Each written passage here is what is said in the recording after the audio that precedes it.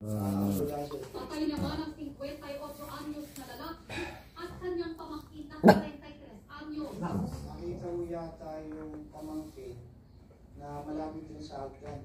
Naggalgapang pababa. Tapos yung Chewy, naroon sa may kusina. Kwento ng mga kaanak nila. Bakit ulit si Papa? Kasi nandun pa yung pinsan ko. Hindi na po sila bumaba. Ang hirap na mga bahay dito, dikit-dikit talaga. Kitid yung Hindi ko pa pabayaan si Mama at Papa. sa pandakan. Tapos puros kahoy. Marami yan. Pandakan ganun din. Pandakan. Pero pandakan may bato-bato. Pero doon sa lugar namin, Babalik ate ko eh. Ang galo. Ate, pasensya. Oh. Wala na bumalik doon eh. sa pinuntahan ko kahapon, doon sa tabong rin. Sige lang. Dikit talaga. Sabi ko, tinitingnan ko nga, sabi ko, saan kaya akong skip pagkala ko.